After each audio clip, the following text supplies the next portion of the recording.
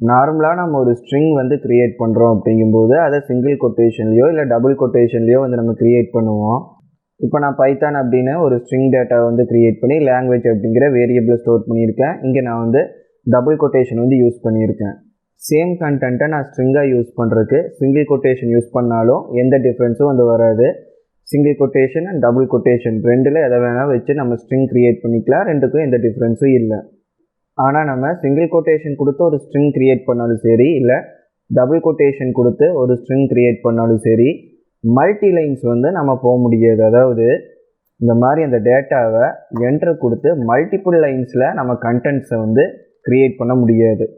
அப்போ இந்த மாதிரி பண்ணுறதுக்கு பைத்தானில் இருக்கிற டாக்குமெண்ட் ஸ்ட்ரிங் அப்படிங்கிற ஒரு ஃபியூச்சரை வந்து நம்ம யூஸ் பண்ண போகிறோம். ஸோ பெருசாக எந்த டிஃப்ரென்ஸும் கிடையாது.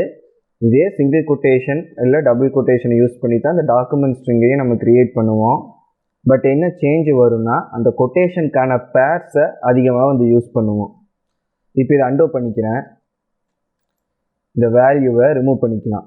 இப்போ ஒரு ஸ்ட்ரிங் க்ரியேட் பண்ணுறோம், அதை வேரியபிளில் ஸ்டோர் பண்ணி வைக்கிறோம்னா ஈக்குவல்ட்டுக்கு அப்புறம் ஒன்று சிங்கிள் கொட்டேஷன் பேரை ஓப்பன் பண்ணி அதுக்குள்ளே கண்டென்ட் கொடுப்போம், இல்லைனா டபுள் கொட்டேஷன் பேரை ஓப்பன் பண்ணி அதுக்குள்ளே கண்டென்ட் வந்து கொடுப்போம். மொத்தத்தில் ஒரு கொட்டேஷன் பேருக்குள்ளே நம்மளோட ஸ்ட்ரிங் கண்டென்ட் வந்து இருக்கும். இதே டாக்குமெண்ட் ஸ்ட்ரிங் வந்து நம்ம க்ரியேட் பண்ணுறோன்னா சிங்கிள் கொட்டேஷன் வந்து கொடுக்கணும்னா 3 டைம் சிங்கிள் கொட்டேஷனை வந்து ப்ரெஸ் பண்ணணும். அந்த பட்டனை 3 டைம் ப்ரெஸ் பண்ணிங்கன்னா இந்த மாதிரி மொத்தம் 6 கொட்டேஷன்ஸ் வந்து வந்திருக்கும். இதில் ஃபஸ்ட்டு 3 இருக்கிறது ஓப்பனிங் கொட்டேஷன், அடுத்த 3 க்ளோஸ் பண்ணுறதுக்கான கொட்டேஷன். ஸோ ரெண்டுக்கும் சென்டரில் நமக்கான கண்டென்ட்ஸை நம்ம டைப் பண்ணிக்க முடியும். இங்கே நான் கண்டென்ட் வந்து ஆட் பண்ணுறேன். திஸ் இஸ் அதுக்கப்புறம் என்டர் கொடுத்துட்றேன். Python programming language. அப்போ இந்த மாதிரி டாக்குமெண்ட் ஸ்ட்ரிங்ஸை யூஸ் பண்ணி நம்மளால் மல்டிலைன் ஸ்ட்ரிங் டேட்டாவையும் ஸ்டோர் பண்ணி வச்சுக்க முடியும்.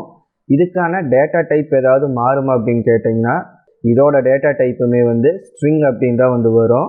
ஸோ இதை ஃபஸ்ட்டு பிரிண்ட் பண்ணி செக் பண்ணிடுவோம். இப்போ 2 பிரிண்ட்டு வந்து ஆட் பண்ணிக்கலாம். ஃபஸ்ட்டு பிரிண்ட்டில் இந்த வேரியபிளை பிரிண்ட் பண்ணுறேன். ரெண்டாவது பிரிண்ட்டில் அந்த வேரியபிளுக்கான டேட்டா டைப்பை செக் பண்ணுவோம். டைப்புங்கிற கிளாஸ் எடுத்துகிட்டு ப்ராக்கெட்டுக்குள்ளே லாங்குவேஜுங்கிற அந்த வேரியபிள் நேமை பாஸ் பண்ணிக்கலாம். இப்போ அதை நான் ரன் பண்ணுறேன். ஸோ அதை ரன் பண்ணதுக்கப்புறம் பார்த்தோன்னா நம்ம எப்படி லைன் பை லைனாக அந்த ஸ்ட்ரிங் டேட்டாவை நம்ம டைப் பண்ணியிருக்கோமோ அதே ஃபார்மேட்டில் தான் நமக்கு டெர்மினல்லையும் அதை அவுட்புட்டாக வந்து எடுத்துகிட்டு வந்திருக்கு. அதுக்கப்புறம் இன்னொரு பிரிண்ட்டில் அதுக்கான டேட்டா டைப்பை செக் பண்ணியிருக்கோம். ஸோ இதுக்கும் எஸ்டிஆர் அதாவது ஸ்ட்ரிங் அப்படின்னா அது டேட்டா டைப்பும் ஸ்டோர் ஆகிருக்கு. இப்போ எப்படி சிங்கிள் கொட்டேஷன்ஸை வச்சு 3 பேர் க்ரியேட் பண்ணி டாக்குமெண்ட் ஸ்ட்ரிங் ரெடி பண்ணோமோ அதே மாதிரி நம்ம டபுள் கொட்டேஷன்ஸையும் யூஸ் பண்ணிக்கலாம். இந்த டெக்ஸ்ட்டை நான் காப்பி பண்ணிக்கிறேன். காப்பி பண்ணிவிட்டு இதை ரிமூவ் பண்ணிடுவோம்.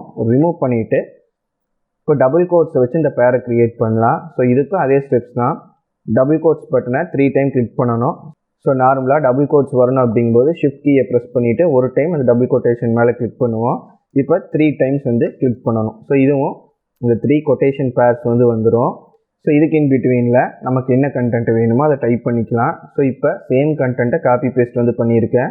இப்போ ரன் பண்ணுறேன். ஸோ இப்போவும் அவுட்புட்டில் எந்த சேஞ்சஸும் வரல. சிங்கிள் கொட்டேஷன் கொடுத்துருந்த போது எப்படி வந்துச்சோ அதே தான் டபுள் கொட்டேஷனுக்கான பேர்ஸ்க்கும் வந்து வந்திருக்கு.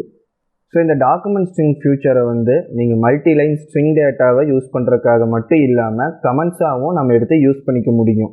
இப்போ நார்மலாக கமெண்ட் பண்ணோன்னா என்ன பண்ணுவோம், ஒரு லைனுக்கு முன்னாடி ஹேஷ் சிம்பிளை வந்து ஆட் பண்ணுவோம். அந்த லைன் வந்து கமெண்ட்டாக வந்து மாறிடும். ஸோ கமெண்ட் அப்படிங்கிறது 2 டைப்பாக நம்ம யூஸ் பண்ணுவோம். ஒன்று நம்ம டைப் பண்ண கோடில் ஏதாவது எரர் இருக்குது அப்படின்னா மற்ற கோட் ரன் ஆகணும் அப்படிங்கிறதுக்காக எரர் இருக்கிற கோடை கமெண்ட் பண்ணி வைப்போம். இல்லை புதுசாக ஏதாவது ஃபியூச்சர் எங்கிருந்தாவது காப்பி பேஸ்ட் பண்ணி ஒரு சொல்யூஷன் வந்து எடுத்துகிட்டு போயிருந்தோம்னா அது கொஞ்ச நாள் கழித்து நம்ம பார்க்கும்போது அங்கே என்ன பண்ணியிருக்கோம் நமக்கு புரியறதுக்காக நோட்ஸ் வந்து எடுத்து வைப்போம் கமெண்ட்ஸ் மூலிமா.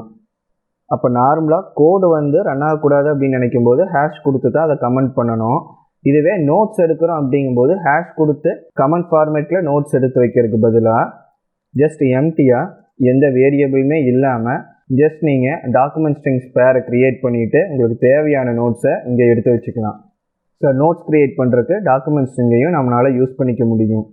அண்ட் இதை ரன் பண்ணும்போதும் நமக்கு எந்த வகையிலையும் எரர் வந்து ஜென்ரேட் பண்ணாது. மற்ற லாங்குவேஜில் நீங்கள் இதை ட்ரை பண்ணிங்கன்னா மேபி எரர் ஜென்ரேட் பண்ணலாம். பைத்தானில் நம்ம இந்த ஸ்ட்ரிங்ஸை வேரியபிள் இல்லாமல் ஜஸ்ட் எம்டியாக வந்து நம்மளால் டைப் பண்ணிக்க முடியும். இப்போ ரன் பண்ணுறேன். இப்போ ரன் பண்ணும்போது அவுட்புட் அப்படிங்கிறது எந்த வகையிலையும் சேஞ்ச் ஆகலை, சேம் அவுட்புட் வந்து வருது. இப்போ ஒரு பிரிண்ட் மட்டும் வந்திருக்கு. அதுக்கு காரணம் என்னன்னா, ரெண்டாவது பிரிண்ட்டை நம்ம கமெண்ட் வந்து பண்ணிட்டோம். ஸோ அதனால் ஃபஸ்ட்டு இந்த பிரிண்ட் மட்டும் ஒர்க் ஆகிருக்கு. அதை தாண்டி நமக்கு எந்த எரரையும் ஜென்ரேட் வந்து பண்ணல. ஸோ இந்த வீடியோ அவ்வளோதான். இந்த வீடியோ உங்களுக்கு யூஸ்ஃபுல்லாக இருந்துச்சுன்னா லைக் பண்ணுங்கள். பைத்தானை கம்ப்ளீட்டாக கற்றுக்கணும் அப்படின்னு நினச்சிங்கன்னா மறக்காமல் நம்ம சேனலுக்கு சப்ஸ்கிரைப் பண்ணிவிட்டு பைத்தான் பிளேலிஸ்ட்டை கம்ப்ளீட்டாக பாருங்கள். தேங்க்ஸ் ஃபார் வாட்சிங்.